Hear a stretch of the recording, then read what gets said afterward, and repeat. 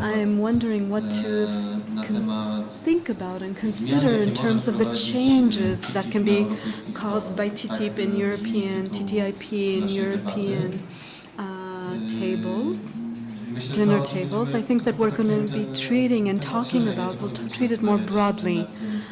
Not only think about what's going to end up in our fridges, what we're going to be eating and consuming, what's going to preserve and resist the competition between European products and products from the US. But I think we can also be tempted to have a deeper discussion. I think I've forgotten about a few technical or logistic matters before we come back to that. Welcome for everybody.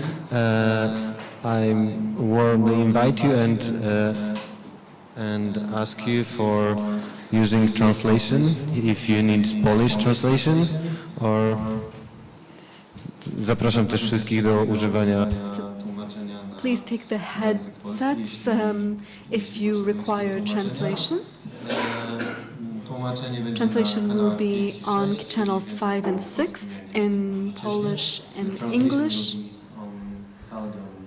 Fifth and sixth channel for English. Dobrze, kontynuując. Trochę tutaj rzeczywistość latała. Kontynuując, może przedstawię naszych dzisiejszych gości. I will introduce more guests, perhaps. First of all, I would like to introduce Felicita Mediev, who is the head of the European Forum of Liberals and who is a co-organizer of our event tonight, and also Powoć Jacek, who is the chair of Foundation Project Polska, which is also a co-organizer of our evening. And maybe I'll start on the right side. I would like to introduce Renata Juszkiewicz, the deputy chair of Eurocommerce, and 6 million entities are supposedly associated within Eurocommerce. Yes, that is true. There are a number of entities, but we are an umbrella type organization for commercial centers and entities, trade entities, both the largest giants as well as SMEs. So we are a large organization and a little bit slightly both the representing consumers as well as trade. Additionally, I would like to add that you are working in the Polish Organization of Trade. I work in Poland. I'm the director representative of Metro AG for Central and Eastern Europe, which represents Macro Cash and Carry and Saturn in Poland.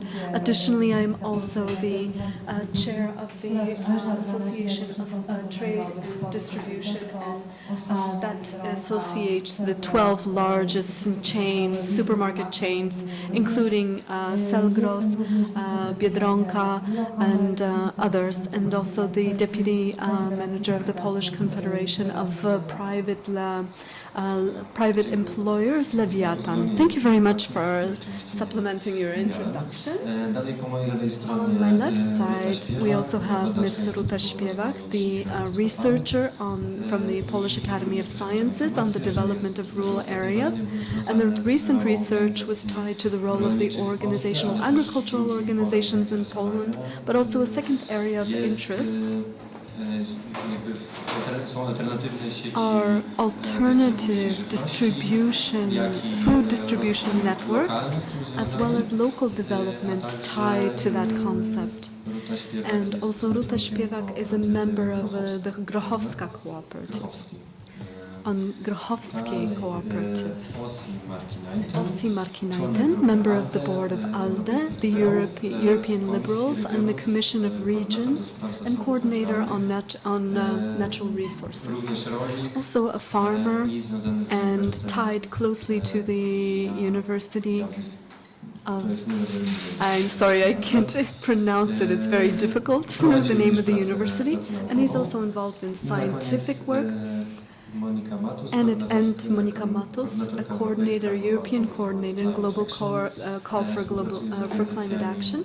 She cooperates with organizations and environments and establishes responsible for environmental protection and also for entities, state entities responsible for and discussing with those establishments and environments, and is involved in subject areas related to climate and developmental assistance. My name is Mateusz Luft and I represent Projekt Polska, Państwo Miasto, which is hosting this evening.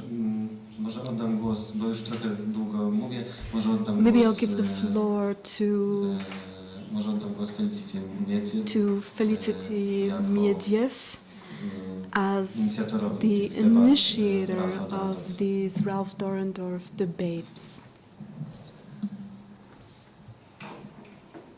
Thank you very much, Mateusz, this warm introduction. I would like to wish you all a very good afternoon. Dzień dobry. And it is indeed my pleasure that I can welcome you to this Ralf Dahrendorf Roundtable on TTIP, on Transatlantic Trade and Investment Partnership. European Liberal Forum is the political foundation of liberals at European level. And we have, I think, more than 30 member organizations all across Europe. And one of them, of course, it's also Projekt Polska. And I would like to thank you very much that you are co-organizer of this event. As also, I would like to thank the ALDE group in the Committee of Regions for contributing and supporting this event, and AT&T as one of our donors. So European Liberal Forum has actually embarked on a series of roundtables on TTIP. And we started already in 2013. So the very year when negotiations between the EU and the US on this partnership started. And we had a series of roundtables already, more or less all around Europe, from different angles. And we will also continue with this series. And one of them will be, I think in July, one roundtable will be also in Washington to hear, perhaps, from the US side, what do they think about this agreement. Now, as you know, the European Commission, which has a mandate to negotiate this agreement or partnership on behalf of us, the Europeans, the citizens of the EU, talks about benefits of this agreement, specifically for the economic growth and the creation of new jobs. On the other hand, there seems to be a certain secrecy about these negotiations, and people don't really know what's going about. What are they negotiating about? And certain sectors or segments of civil society and trade unions or consumer associations, NGOs from different fields, everything from environment and so on, have been quite active. And as you know, let's say last October, there were people on the streets and they said, oh, but this is a Trojan horse. Why? What is the argument here? First, corporations versus people, the citizens. They say, oh, this is not a partnership among us, but it is agreement for the corporations. Is that true? And now on the other side, they argue, oh, the standards will lower. We are afraid that there will be a change in our food market, what we will also talk, I think, today about. How food is produced, the hormones, the genetically modified organisms, the ingredients in our food, the chemicals, not just in food, let's say also in cosmetics and so on. Others also say that consumer and workers' rights will be negatively affected. And perhaps it is really important, in my view, to talk about this partnership, because this agreement, it's not a classical free trade agreement. It is also an agreement about standards. And these standards could perhaps in future affect the whole world, because we do expect that also other free trade partnerships will be made in future, for example with China and so on. And some who really argue against this partnership say that the most controversial matter, in fact, is ICDS. I think I said it correctly, yeah? Investment State Distribution Dispute Settlement. And that gives the corporations right to sue the state, the national state. Now some people say, okay, but this is nothing new. I mean, it's already in 1,500 or whatever other agreements. And even German government or French, even the UK, they said, oh, that is not necessary to be in an agreement. And the trade commissioner, Cecilia Malmström, in my view, could not really explain what this ICDS would be in this partnership. So if it is not necessary, why do they push for it? Why would we as people give the corporations this right? And as I understand it, it is because then in the future, if we give them this power, we could use this power in the global competitive world when we do similar agreements, perhaps with China, India, and the global South. So there are many questions that are open here, also question of services, for example, in my own country, where the government has done virtually almost nothing to promote, explain to the people what this partnership would be about. And perhaps even the Commission hasn't done enough in this sense and has underestimated the public opinion in this sense. Well, that's my personal view on the matter. But it's, in my country, for example, one of the questions that it's also very actual is the question of public services. Are they included? Will they not be included? If they are, if we give this away to some partnership and let open the market, if something has been done wrong, how can we then repair it later? Specifically, I'm coming from Slovenia, a very small country. The question is, let's say, privatization of water.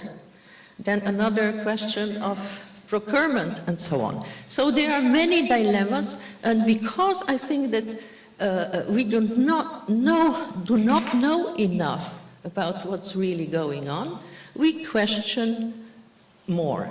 And what I believe it would be the minimum to demand from the European Commission is transparency. So I'm looking forward to our panel, and I really extend my welcome to you as well. And I hope it will be a lively discussion and that you will all join in. Thank you.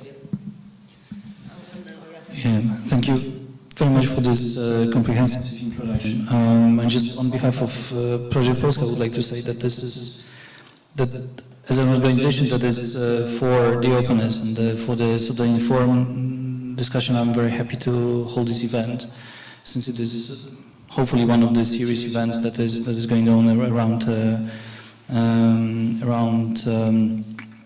TTIP. And I'm very happy that with the help of Ralf we have been able to organize this. So without further delay, I'm handing over to our guests, who I believe that each of you have prepared like sort of an intro discussion. Just to one thing, I mean, we'll be specifically talking about the agricultural issues most, I think, right? Mateusz. Dobrze, ja jednak Pozostanę w języku I will polskim. stay with the Polish language, if you will allow. I właściwie And trochę dziękuję bardzo za te thank you very much za te przywitania i wstępy. for the welcomes, for the introductions.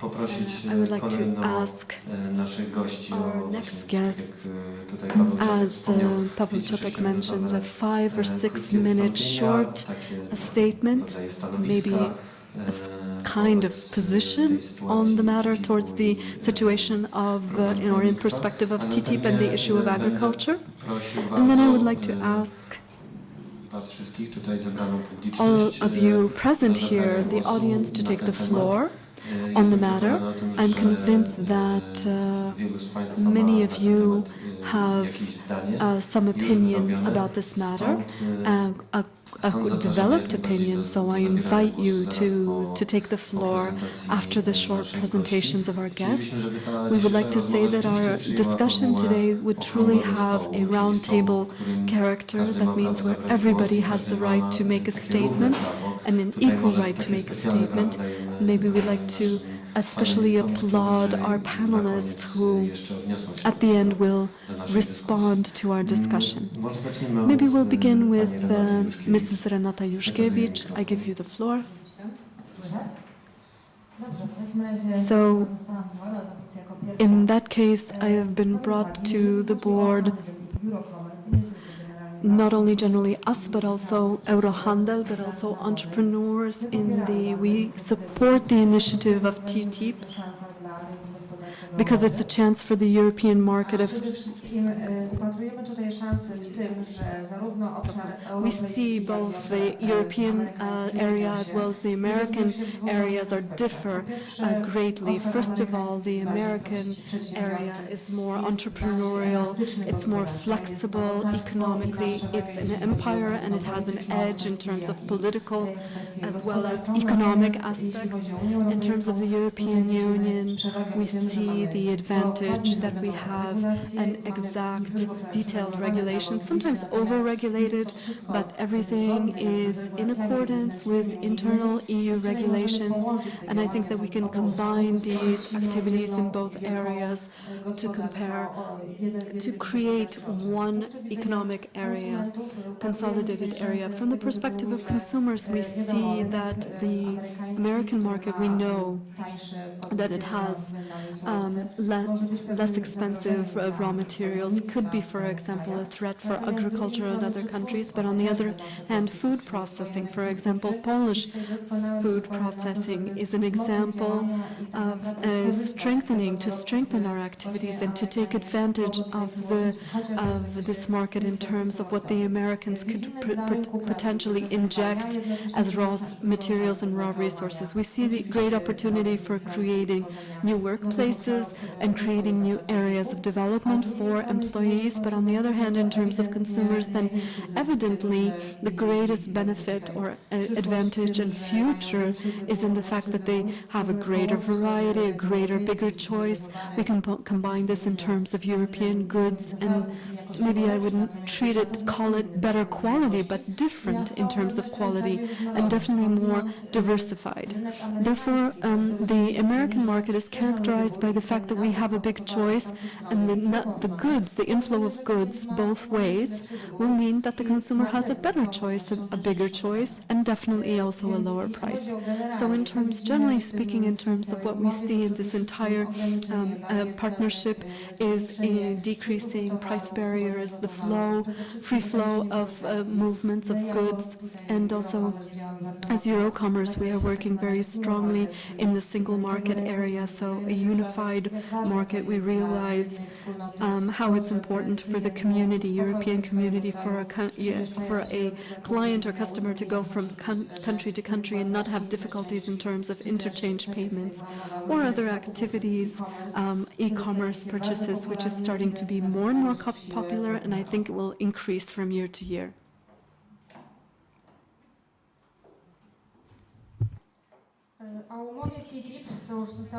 In the TTIP partnership, we don't know much, and this, as we said, and this also creates a lot of both fears. I remember the fear that we had entering the European Union, especially among farmers, even though there was a much better information campaign at that time. I think that you realize also finding any information about TTIP is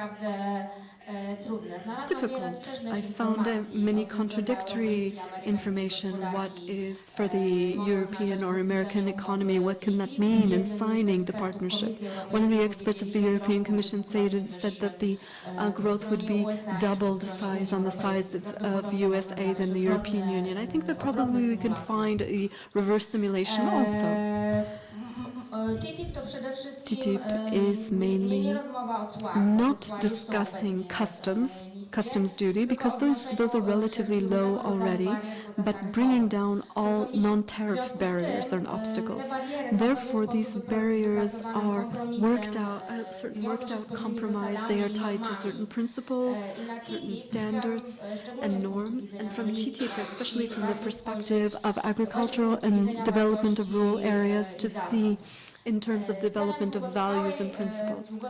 In terms of a long-lasting reform of farming policy and agricultural policy, which is ruled to a great extent by what is happening in Polish rural areas and European, is going away from a product-oriented and increased agricultural production, which caused many negative effects for the environment, for society, for culture, overproduction of food, as well as the quality of that food. I think agricultural policy of the EU currently, which is not perfect, is a certain sum of compromises of all European countries. It's a balanced and both the rural areas and agricultural differentiate between rural areas thanks to this form. It does not equal agricultural and farming. Rural areas and farming and agriculture are two different things, despite the fact that they are linked or related. The functionality in terms of agriculture is by introducing various functions, but we're not going to be speaking about this today. Us, as citizens of the EU, we agree to pay for these functions which are filled by agriculture, productional agriculture, and as well as direct subsidies and other types of grants and subsidies. Probably you know that 46% of the EU budget is a common rule agricultural policy. By passing TTIP, to a certain extent, we agree to a reverse to the principles of the welfare of animal, the safety of food, of production aspects of agriculture, and also not respecting the heritage of food. I don't know if you know that the US doesn't recognize any three systems of the protection and quality, source of quality. So this for me is a sign that they're not going to respect, they will disqualify products, traditional products we Europeans are proud of. At the end, I would like to give a few data. The average size of a farm is 10 hectares. The average in the EU, very diverse, is 13 hectares. The average size in America is 440 hectares. It's understandable that the American products in this situation, food products, I wanted to concentrate on food products, will be less expensive because of the size, the mass, which inclines to lower cost and lower standards of security and safety, which also decrease costs. I wanted to say that history already knows these types of similar agreements. Among other is the NAFTA agreement between North and South America and Mexico. Mexico is treated a little bit differently than Canada, thanks to very strongly subsidized food from America, which is going in a broad stream to America. It's been assessed that about 2 million workplaces have been liquidated because of this agreement.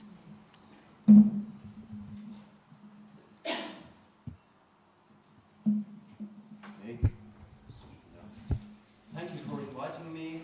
Thank you, Zita, for your opening words. There is not very much to say after that. Your opening was very full of facts and ideas. But I just wanted... okay, let's change it. I hope you can follow it in English, but of course there's the interpretation. So thank you for the invitation and for hosting this discussion. I'm going to shortly say something in general level on the TTIP agreement and the negotiations, and then go to some more detailed questions on agriculture and food issues. I hope I can keep it in 5 minutes, so many important things have already been said, and I rely on your questions and on discussion on this after this opening round. But first, some words about free trade and its importance and its hindrances. I was working for years as an advisor to Minister of Foreign Trade in Finnish government, and you can imagine it's only 5 million people economy, Finland, very small economy, a small domestic market, and it is decisively important that companies have free access to world market. It's the only way for companies to grow and become more and more competitive, and thus produce more welfare for the whole national economy and public services also. And we often think, idealistically and in theory, we think that it is the quality of the product and the price which create the competitiveness of a product or a company in the markets. If there is a good product and a reasonable price, the company will get a good share of the market and so on, and manage well. But in reality, there are a lot of barriers before entering the market. The product must fulfill various and very different standards on different marketplaces. There are tariffs and import quotas to protect the domestic production in market and economic areas. Most of tariffs are set for import, sometimes also for export, but for example the WTO rules are meant mainly to remove barriers of import. But behind the quotas and tariffs there are technical barriers for trade. That means mainly different national standards. And in these questions there is the main challenge also for the TTIP negotiations. Behind the national standards there is a lot of detailed legislation, and especially this is the case when we are talking about agriculture and food products, which is very sensitive and very emotional thing. We eat food every day and we want to know everything about it. You have to keep in mind that economies of United States and European Union are major players in world trade in general, and when we talk about the agricultural products, they are the major players in the world market. If and when they accept and recognize mutual standards for each other's products, that will in every particular case show way and standard for negotiations with third parties also. So this is a question of global importance. It can be said that the basic difference between the European Union and the United States systems for food standards lies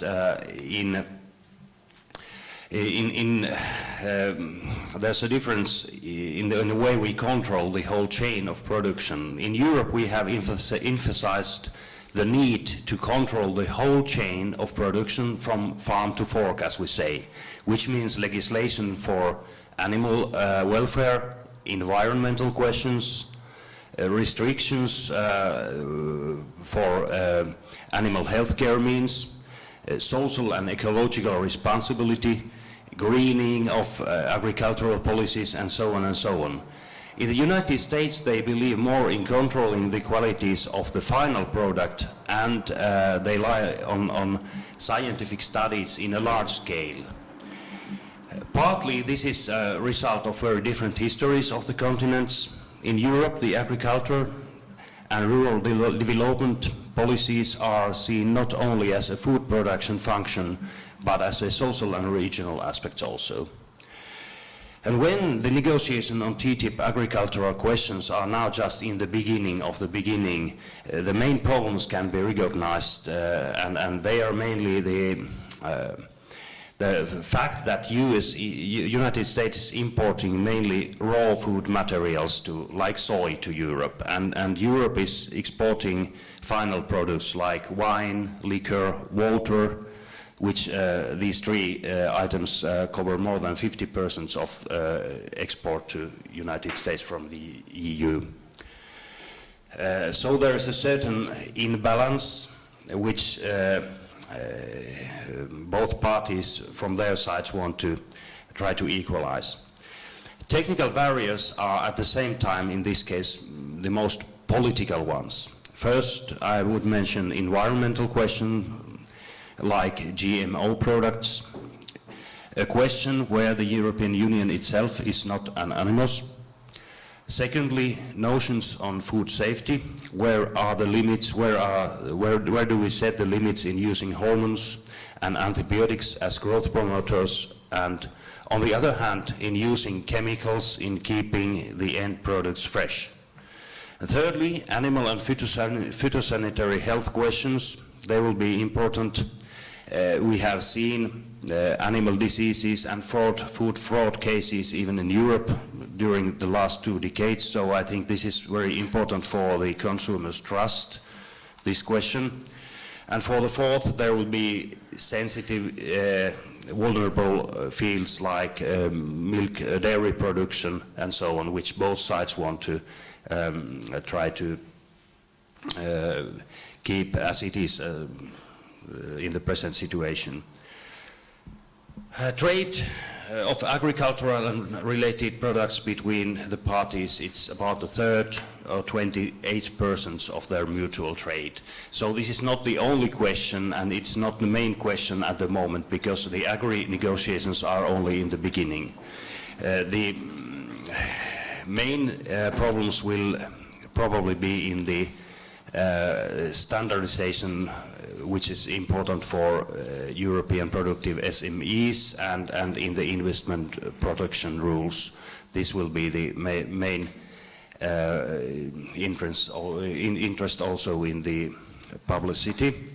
But when the agricultural negotiations is going to begin and when it goes on, I ask for patience, because for both sides, because if they keep their present standards and their present notions of agricultural and food products, then there will be also no development in the world policy. So it's best to be patient and try to find a way where these two major players in the world food markets can find more sustainable solutions in ecological, economical and social means. This is what we should try to reach in the agricultural negotiations on TTIP. So this is for the opening, and I hope we will discuss more. Thank you. Dzień dobry, ja też będę mówić po polsku. I will also speak Polish. Mateusz już trochę mnie przedstawił, Mateusz has introduced me a little bit, but I think that it's worthwhile to add a few words. I work for an international platform organization, which we would also call, let's say, an umbrella organization, the Global Call for Climate Action. And we associate several hundred NGOs, formal and informal groups, which are involved in climate change and issues related to climate change. These are organizations which organize, for example, activities, but also activities which are tied to a policy on climate change. From this perspective, I would like to say a few words about TTIP or TTIP, which, as Ms. Śpiewak mentioned, not a lot has been said in terms of climate change, in terms of energy. Maybe we're saying a bit more about agriculture thanks to this debate, but in reality, TTIP będzie miał wpływ, kiedy już TTIP will have, once it becomes effective, will have impact on all spheres of our life. When we were preparing with Mateusz to this debate, for this debate, we were talking about TTIP. He used a phrasing, a wording as civilization vision or vision of civilization.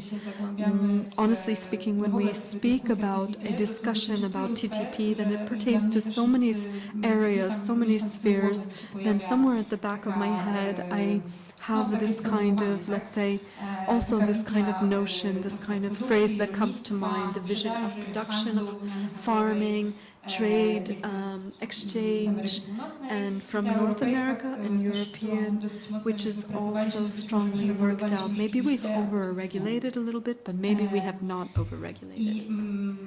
So, coming back to my thread in terms of the climate and our actions in terms of mitigation and climate adaptation, TTIP is important in two areas. First is energy and the energy market, import and export of energy.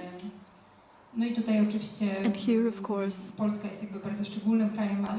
is a particular country, but I think that we are talking about all the European Union currently. And secondly is agricultural. In terms of agriculture and its impact on climate change, then I think that these threats, or let's say the questions that arise, several were already mentioned. First of all is the average size of a farm, and as Mrs. Śpiewak mentioned, and what we spoke about, these two production visions. We know that if some food product comes from such a huge farm, which has lower production standards related to hormones, to GMOs, to issues related to, for example, sanitary safety, then it will collide with this European vision. There will be a collision. Undoubtedly, the environmental standards, not only on agriculture, but any production, are in Europe much higher and much more strongly regulated than in the US.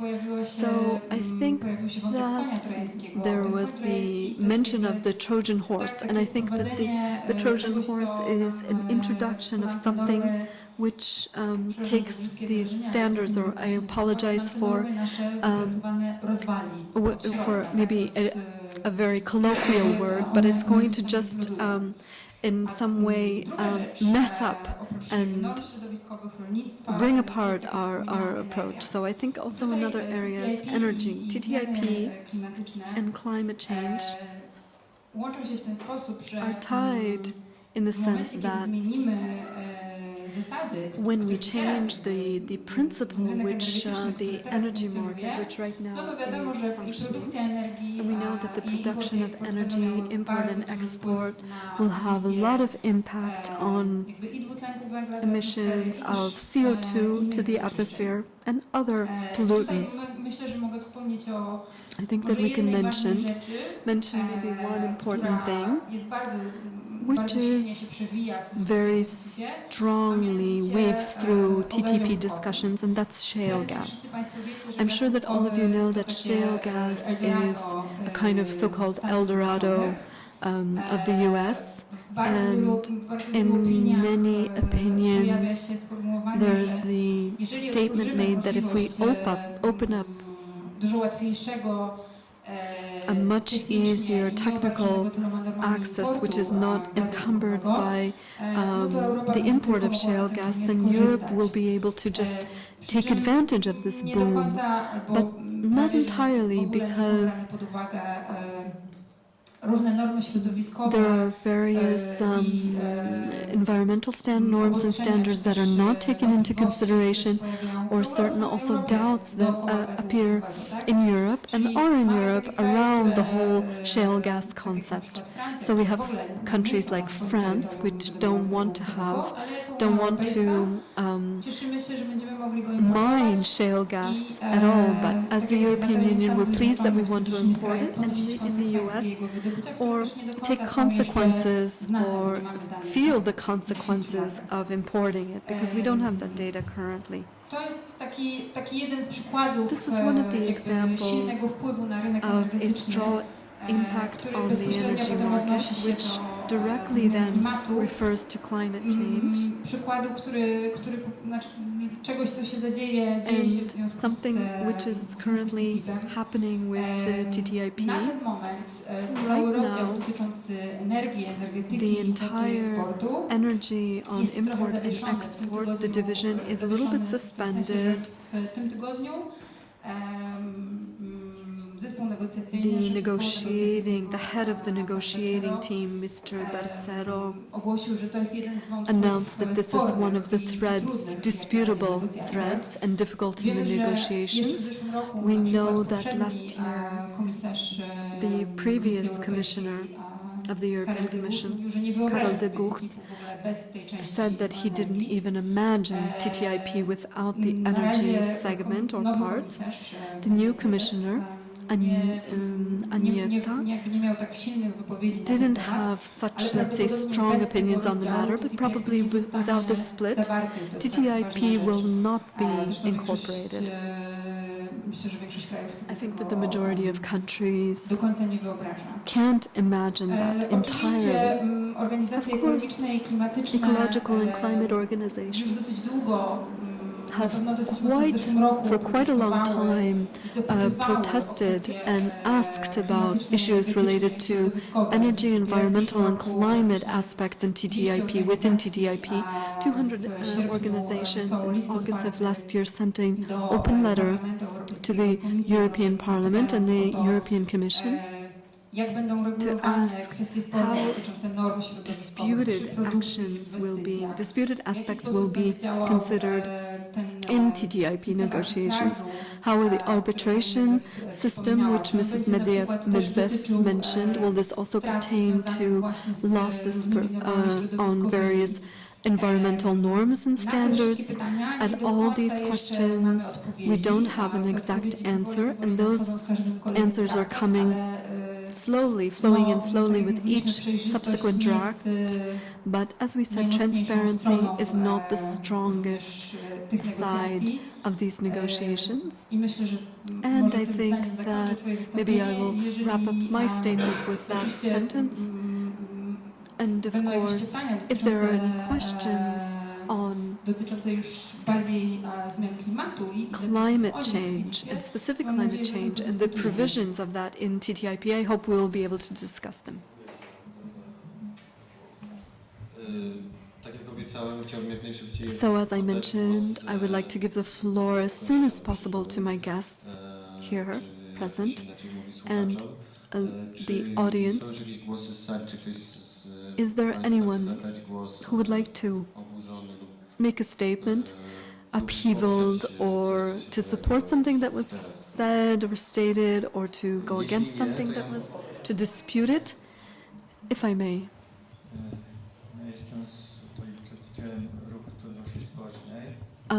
I'm a representative of a pro-social group, and from the perspective social as well as the human side, human aspect, not from the perspective of profits and economic growth by force and with consequences or social costs. And that system doesn't really take that aspect into consideration very much. The entire system, the economic system and political system, it doesn't work.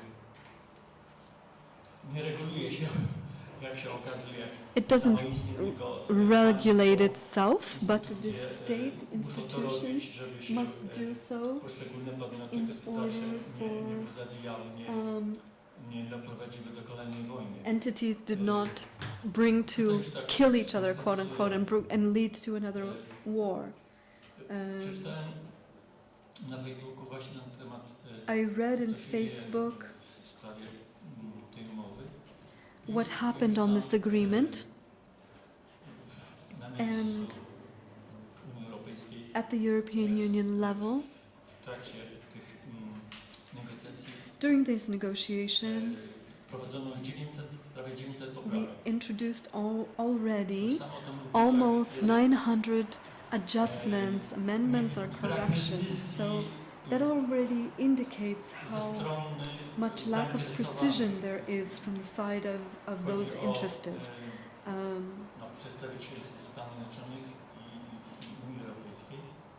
From the representatives of the European Union and the US, and I think that there's this lack of very specific information, and as you correctly, the speakers have stated here correctly, that causes that our imagination reaches to sometimes on both sides extreme kind of fears, sometimes irrational, and that's why it's an indication also that an indication of the fact that there is this lack of transparency. I am particularly interested in food and food products.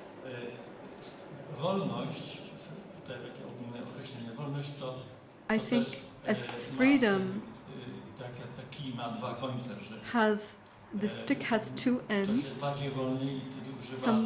Someone is, for example, more free, and they use the comfortable, convenient stick, and they have the more cloud and capacity to go through, and we're concerned more reasonably for us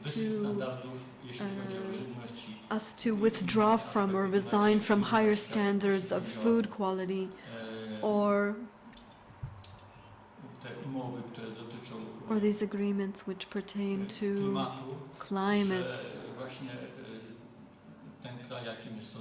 The country which is, as is,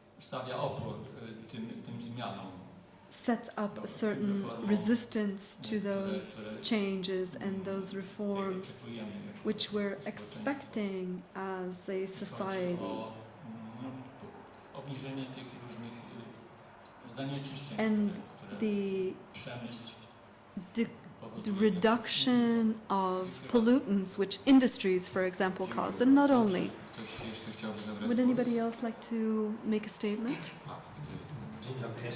Good morning. My name is Jakub Szegni. I'm studying law at the University of Warsaw, and I have a question to the representative of the Polish trade organizations, because you mentioned that it's the conclusion of this agreement with the US gives us greater capacity to choose, a greater selection and choice for consumers, and the possibility to decrease prices. But from my perspective, the mechanism is as follows. We're introducing products which are definitely of a lower quality. The majority of consumers who can't afford, let's say, to purchase more expensive food and foodstuffs will always choose to have less expensive food and of inferior quality, which generally decreases the standards of which food that's consumed by the majority of citizens of the European Union. So those who, of course, the more affluent and rich will have a greater selection, and those who are will not have a selection, and this will be illusory, because in essence the food quality will be lower. And do you have some proposal for a solution, or do you think that this, I'm not an expert in this area, but I think that my optimism towards this is different than yours in general, all of you. I think that if we have access to a greater choice of products, then some of society, of course, will take advantage of the less expensive and, let's say, quote-unquote, lower quality products. But that's not entirely the case, because if we have the possibility to access raw materials, we can support very good quality product. We take a less expensive raw material, we decrease costs, but we sell a higher quality, which is at the EU level comparable to what we're eating. So I think that's a huge opportunity for us to join forces and to take advantage of what they have the best and least expensive, but by our sanitary and HACCP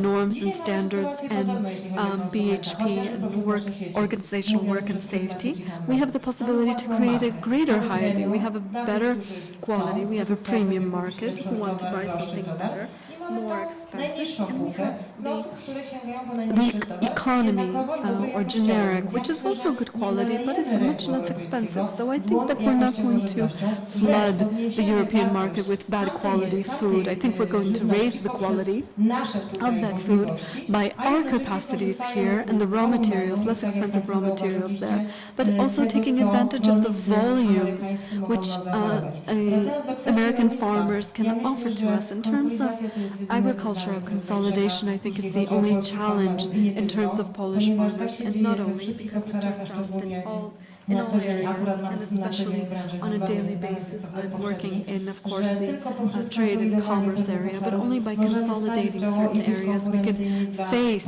and be competitive to entities that are comparable in terms of the sector, and also larger ones, because otherwise we don't have an opportunity to go out and stand with small entities and with our small. They are already facing difficult problems here in Europe, and economic and farming problems. But if you look at the prism of society, I think the economy goes hand in hand with which society will take advantage of. Because if the GDP and this impacts greatly, it gives a quote-unquote boost to our capacities to increase our income and also our consumer and consumption capacities. I would like to give the floor and notice one thing. These statements weren't agreed. Who is going to say what, and not all of them in any case. And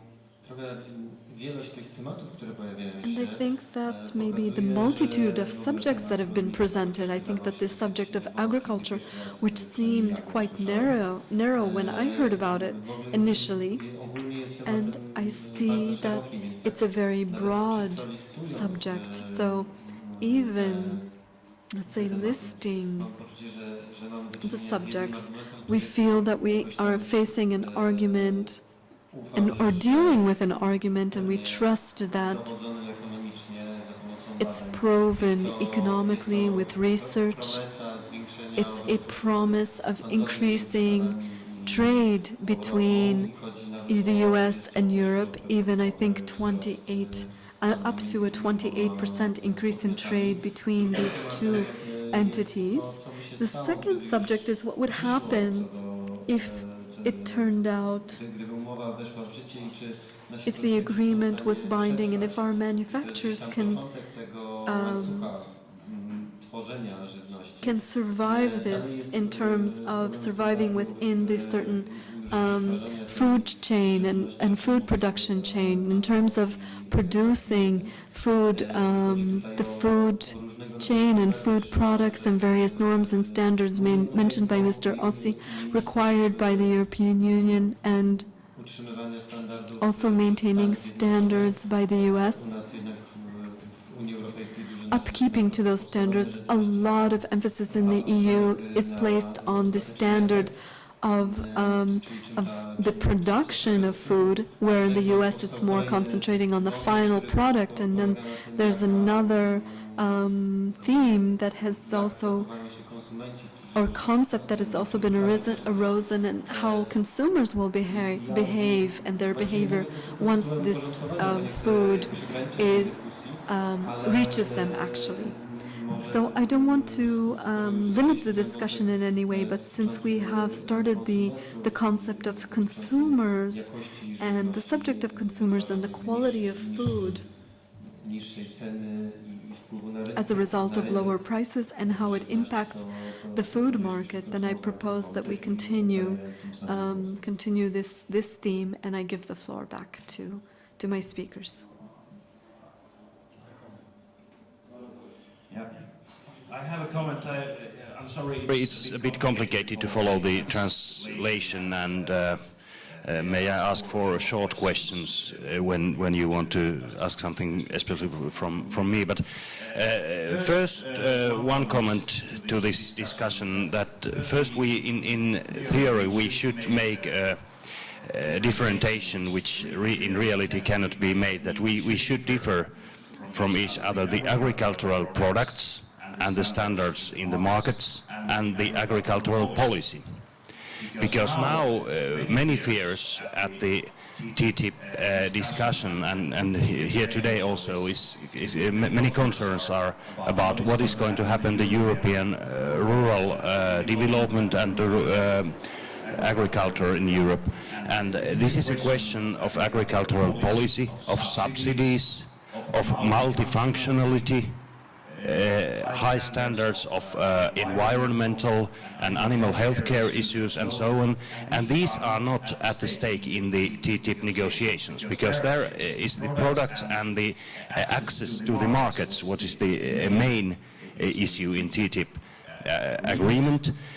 We have to go back some 10 years when we had the WTO organization Doha round, and we had at the same time in the United States we had the Farm Bill, which in a way improved the incomes of and the position of farmers in world markets, and in the European Union we had our CAP reform, which made European agriculture more multifunctional. So we have two quite unequal sides here, and no one is in Europe really is going to give up on the multifunctionality of the European agricultural policy, since I said it's part of European culture and it is part of our European policies, not only the business. So this is one differentiation which should be made here when we discuss on TTIP. And then what is really important is that we are now negotiating on the possibility for the consumer to know what is in the market and how it is produced. And then the consumer, like in the market economy generally, has the possibility to choose. And many consumers in European Union are giving an emphasis to the social, environmental, economical, health care, ethical perspectives of food when they buy food. And so we should realize that what is going on now, it is the thing that we are negotiating about the rules, how the consumer knows what is in the table. And this is very important, because if we don't have these kind of rules, there will be more and more fraud in food markets inside the Europe and international markets. And then after all, if we are not competitive, we are losing jobs from European countryside, from European rural and farm business. This is because India and China, they are buying a lot of land now in Africa and in South Asia, and they are becoming a very, very big agricultural producers. And how can we make sure that their products are coming to the world market and they're setting our products aside, and then where are the standards then? I think it's better to be patient and try to find some kind of consensus between US and EU and to set standards for this new development which will take place in 10 or 20 years. And this is also good for the climate change policies in the global perspective. Thank you. I agree that we don't have the basic principles that are being discussed, but how can these products compete with each other? Either by quality or by price. Those products from the American market are and will be less expensive. European products, because they're produced in lesser, smaller volumes on smaller farms, and because they respect the norms and the standards, are more expensive. So theoretically, they can only win on the quality level. However, Polish research indicates that the Polish consumer chooses price as the main factor. Over 40% of Poles buys price mainly at less expensive discount markets, despite the fact that they declare that quality is important to them. So therefore, the European products by nature will be, let's say, pushed out of the market, despite the fact that people would like to buy higher quality products. And this is the example of Poland I'm speaking about, but I'm sure the data would be quite similar for the majority of most new EU countries. The price wins in the end. So even respecting these principles and rules in Europe, we're going to lose the competition because of the price factor. I think that the social values also need to be in the workplace, which guarantees which is guaranteed by agriculture. I agree with you, and it's said many years that in the case of Polish farming, the farms are too small, and despite various systems of subsidizing, increasing the acreage is too slow. Economists are saying slowly, and economists are saying that it's too slow. Maybe we should look at rural development, not by increasing farms and the size of farms, but somewhere else, in something else. I would like to refer quickly to the issue that we could join forces and import raw materials, natural raw materials, natural energy sources. Currently, the European Union would like to have clear principles in terms of energy,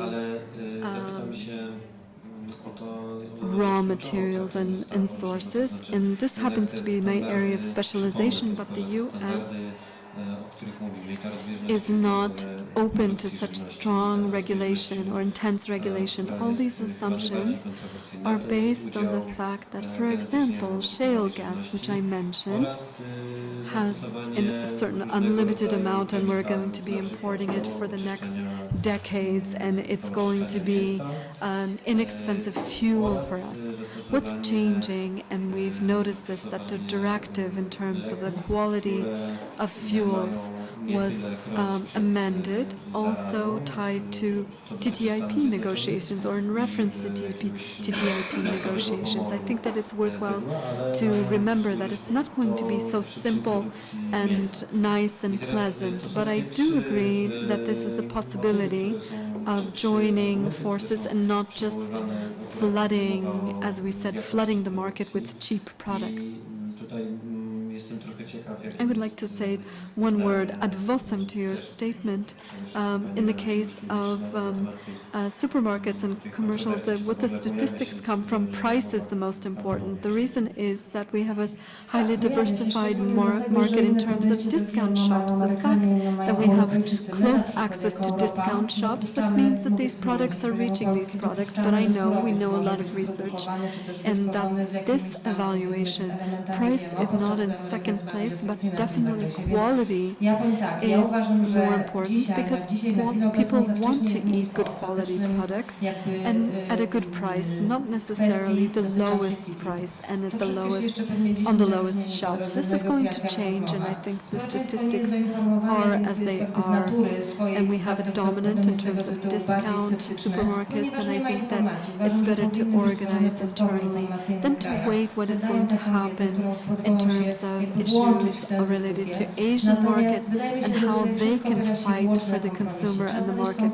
with their products. co Stany, a co I'll take the Europa floor i one more wypracować jedno time wspólne for the działanie, bo inaczej to audience wiadomo jest, że mamy and takie różnice, które mamy, ich nie we'll przeskoczymy i ask a możemy key question de which facto has tą not dyskusję been ciągnąć raised, latami. and A that is prawdopodobnie chodzi the nie o to, norms żeby and the się tutaj standards przekomarzać which i we're speaking przeciągać about, and the na swoją stronę, discrepancy tylko or wypracować difference jeden wspólny in system. I terms of ten food system, a production. propos jeszcze GMO, dotyczy The również właśnie discrepancy tutaj which is znalezienia most wspólnego mianownika controversial i stworzenia is the takiego rozwiązania, GMOs żeby dało się and the produkować. share of W niektórych może GMOs, aspektach as well as dopuścić, the application of niektórych nie various mówię o types of produktach preservatives zmodyfikowanych, for ale pewnych jakichś powiedzmy jakichś nie wiem, cleaning no, meat or drobnych chemicals elementach, used for które można cleaning meat, dopuścić do or wytworzenia using nowego produktu. To jest ten drugs, medicine, which are not going to prevent against some kind of illness or mass epidemic of cattle, for example, but is supposed to serve the purpose of faster production of meat. These are the three motives or three arguments which are referred in terms of the quality of production. And I'm a little bit surprised to know what the opinion is of Ms. Renata, especially Ms. Renata Juszkiewicz, about these controversies. Does this appear at all as a subject matter in your discussions, in your establishment? Of course it does, because a different approach to GMO is in Europe and the US. We in Europe allow, from the Polish perspective I'm speaking, that a raw material could be generated with some kind of, let's say, GMO, but America is more open and in less restrictive. But I think that it's difficult to speak about the final, let's say, perspective in terms of TTIP. This will probably change 10 more times during the negotiations. Society is not sufficiently informed, and I'm sure that they will be more skeptical because they don't have information. I think that there should be information platforms created which bring the knowledge forward and allow for a social discussion. And I think that we need to look for a compromise which the US and Europe has, and work out a common perspective. We have our differences, we're not going to overcome them, and we could continue this discussion for years and years, but I think that's not the point, to try to dispute and try to work out. What is important is try to work out a common system. In GMOs, I think looking for a common denominator and looking for a solution to be able to produce, and maybe in certain aspects to allow, and some, not products modified, GMO modified, but maybe some small components or ingredients which can be used for the production of a certain product. I don't know if this position will change, but it's not a secret of TTIP, but it's just simply too early to be able to create a final concept, and maybe this is the reason that we don't have enough information.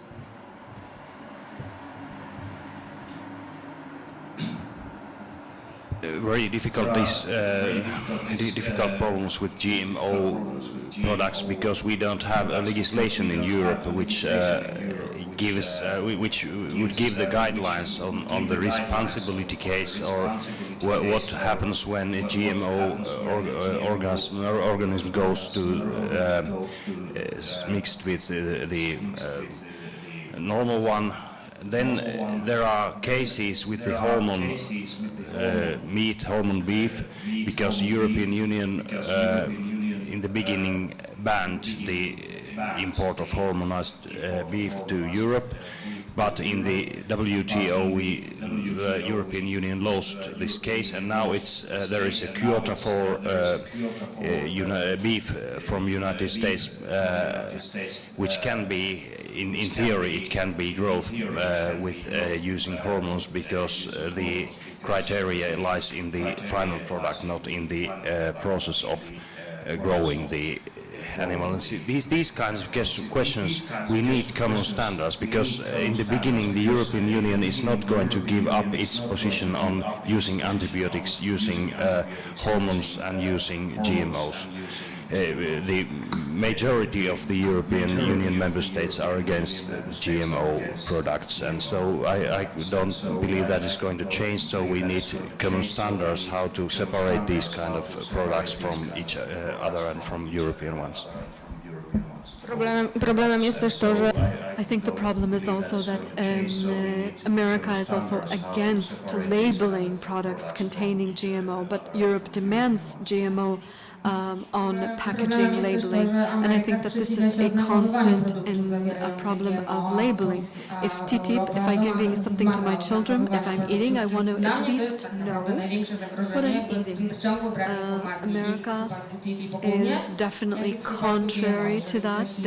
What I've said is that they are very against labeling GMO products as GMO. And Polish farmers, I can say more than European farmers, but I think it's probably similar. They are very afraid of GMO. Maybe this is also tied to a lack of knowledge, perhaps.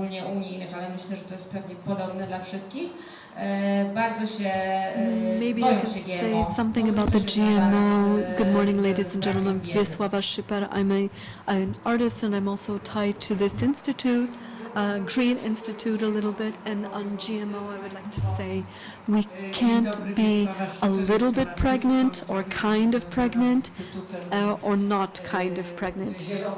It's either GMO or not GMO. So if we have products, all of them are going to be with GMO. The production in the US is dominated by their maize, corn, which is GMO,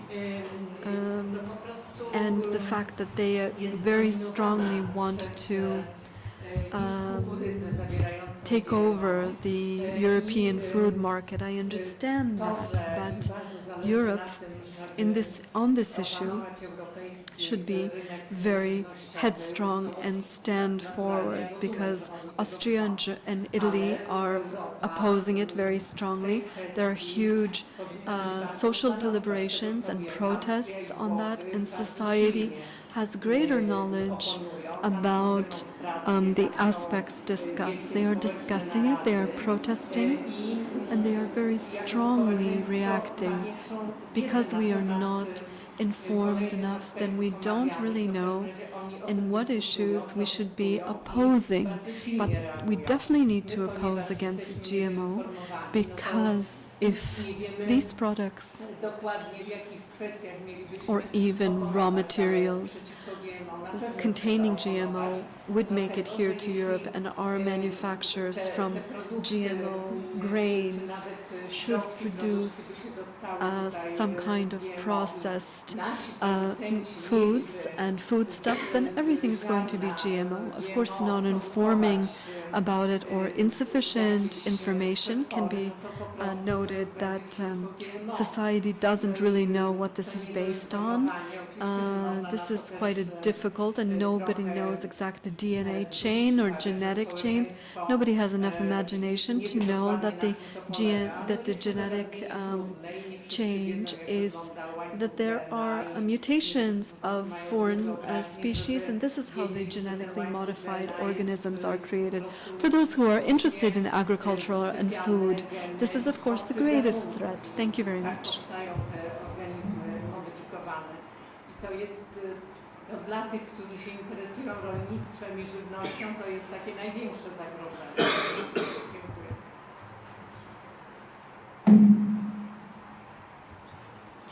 Good morning, ladies and gentlemen. I'm a University of Warsaw law student. I would like to refer to what Mrs. Matos stated.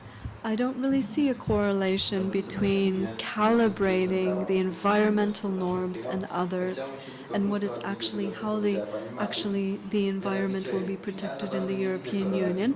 I believe that the geographic distance doesn't really predetermine certain things. You also mentioned issues related to the energy directive and non-conventional gas. I wouldn't connect that or link that directly.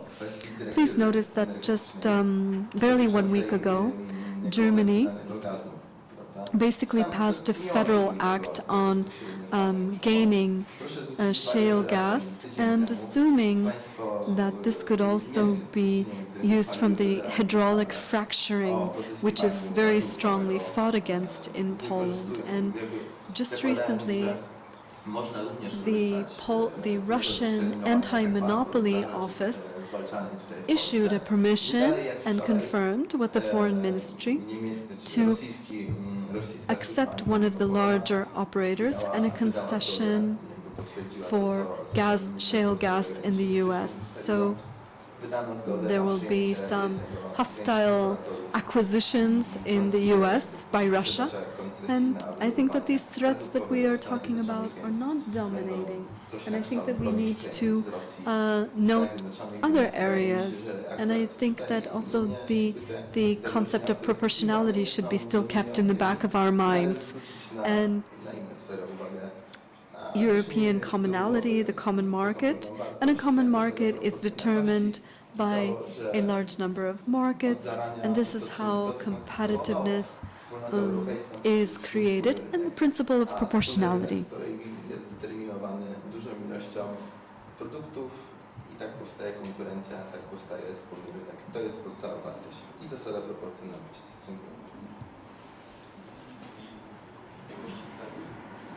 I think that we haven't raised at all the aspect of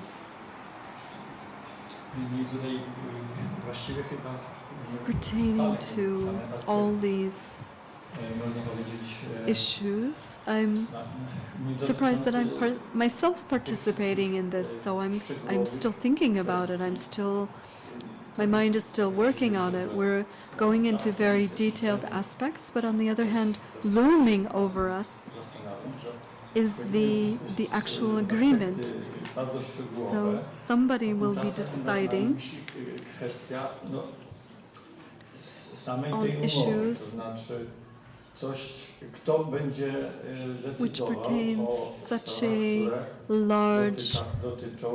pertains to a large part of the population, such as the US and Europe, and the potential disputes that could come about.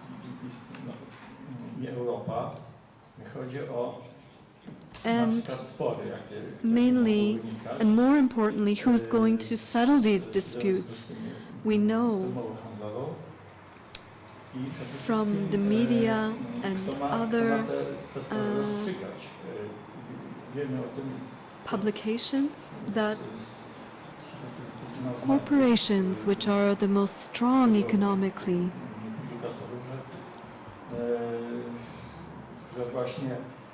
in the event when the state opposes a certain agreement, it will not have the rank, the impact to dispute, but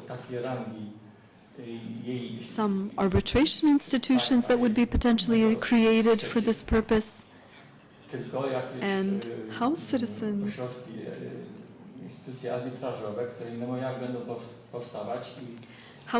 will have impact on these institutions.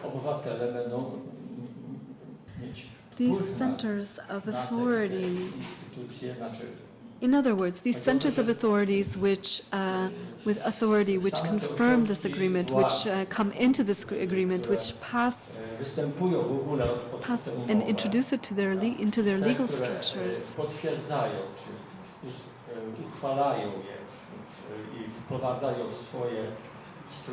I don't know if this is truly democratic in nature, because if we come to this agreement, if it turns out during these directions, practice goes hand in hand in certain detail with it's too far, and to stop it, the state, and especially citizens, will have sufficient impact to stop this process. So I think that these type of issues, such as disputes between countries, of course, disputes coming from the fact that citizens notice that something is going wrong, that it's to a disbenefit to them, They will have ways or measures, methods to, for example, impact, such as a referendum. But to get a referendum in Poland, something is, let's say, going in that direction to resolve that. But I remember when referendums, the authorities stop the results of referendums and doesn't allow for participation of citizens in order to impact truly what is being agreed. Thank you very much. I think that you're talking about the arbitration system SDS, which raises a lot of controversy, where countries or states are supposedly to pay for the consequences, economic consequences of their changes, and potential compensation to entities and to economic entities for changes or amendments to the law. Maybe this is too much of a leap, but I'll try to come back to the question about ecology, because frequently these subjects are raised hand in hand and in parallel. The concern is, which in terms of the publications on TTIP, or opinion that the local government can't protect itself against potentially bad decisions of a large external investor or corporations, consequences to the environment by changing their own amending their own local law, because they would be therefore encumbered by excessive costs in terms of compensation or amendment. And I think that this is in reference what Monika Matus mentioned on environmental protection, but perhaps I'll give her the mic too. I will try to respond quickly because I think that maybe we have a small misunderstanding and also a response to that. The calibration of standards in the US and their impact on the environment here, I think this is more about calibrating standards here and bringing them up to economic competitiveness, because this is the kind of voices. We have a lot of regulations, and I don't think that this is going to really happen. It's not going to be that the European Parliament will come together and that we're throwing out all the directives to the bin. I think this is more about shifting from competitiveness to mass production, which can be made facilitated and easier thanks to the arbitration system. Of course, I'm not a lawyer. I just have really some legal basic introduction from my university studies. I don't know that this is even possible, but if it was, then I think that many organizations formulated their concerns. In terms of the fuel directive and the issue of shale gas, two different things, but I think it's clear that there is a quick, fast and intensive change towards shale gas Europe-wide, all over Europe. On the other hand, it also is changing in the US, but still there is a strong resistance also from the side of local societies, which could gain a lot from hydraulic fracturing. I wanted to also note this kind of identification split, that maybe also things will change. There's a lot has changed in Europe. Maybe a lot of is being discussion in France on the atom, also on before the climate summit in France. There will be a lot of protests. Maybe France will open up the path to shale gas, and this kind of split in identity will come together more. But I think that the shale gas is not an inexhaustible source as we thought oil was 10 years ago.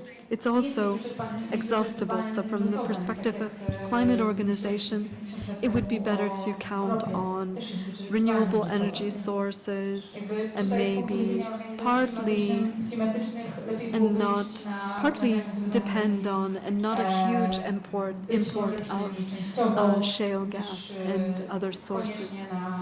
I'm also saying like proposals talking about potential future scenarios.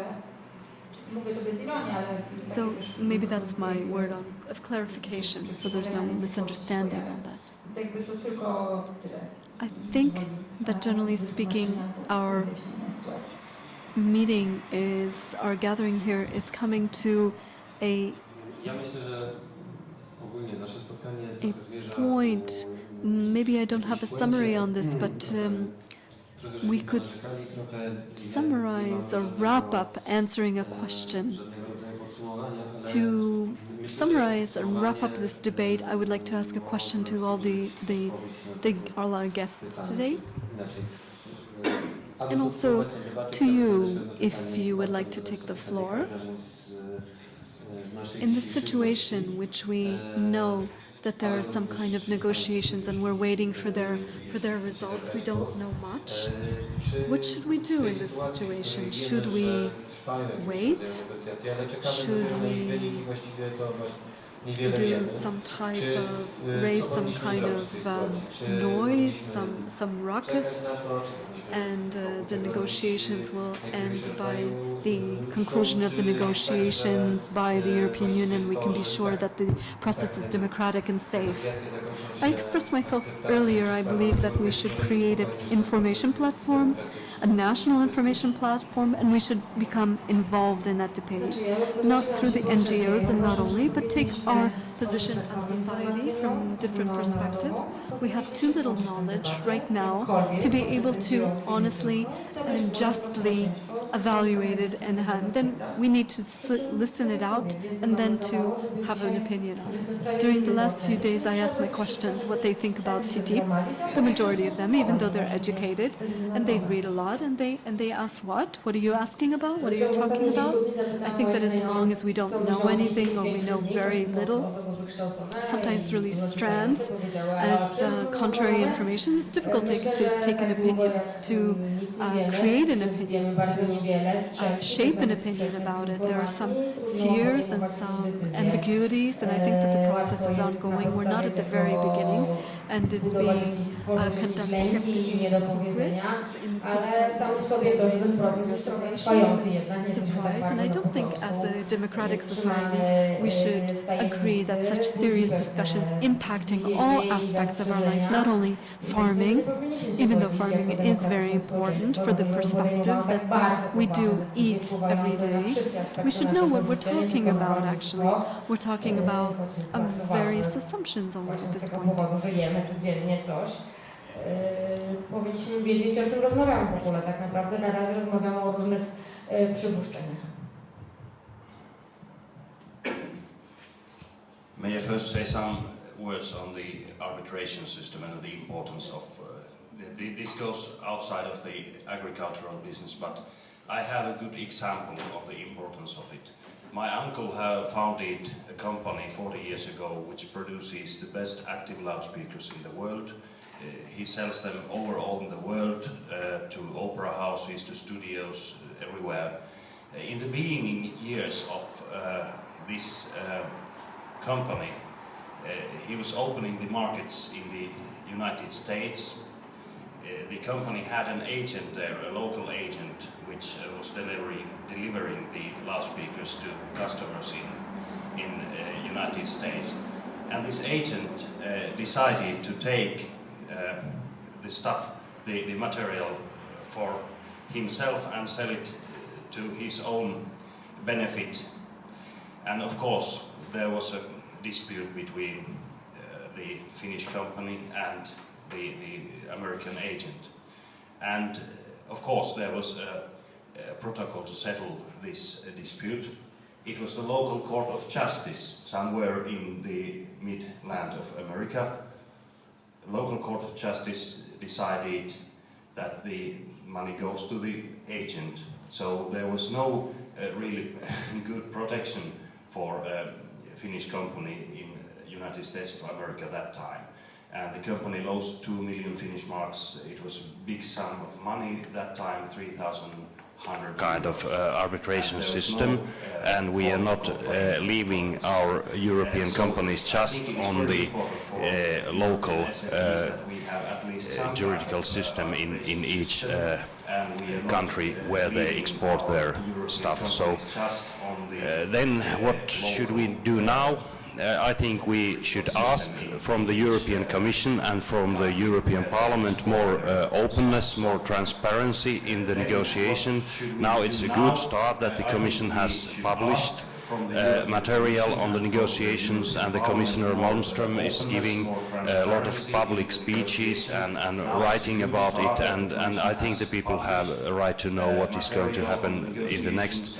But I understand that it is not easy to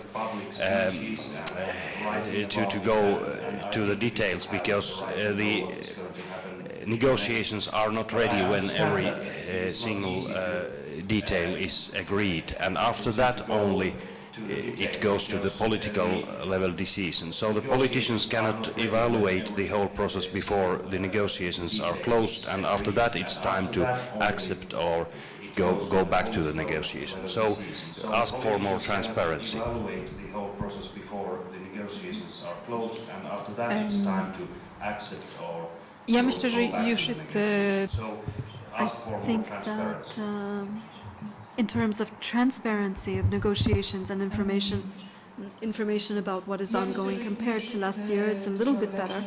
But evidently, these types of debates, like the one we are participating in currently, must, according to me, undoubtedly be organized by representatives of the European Commission in Warsaw, and for various subject matters, not only agriculture, but also energy, services, and so on and so forth. And I think that it's in their gesture, in their interest to be interested in the subject. The good news is most of the negotiations will not end in 2015. But there is probably not that possibility, and we have still a considerable amount of time to impact. TTIP will definitely happen. Whether we go out in the streets protesting or not, whether we send appeals to our deputies or not.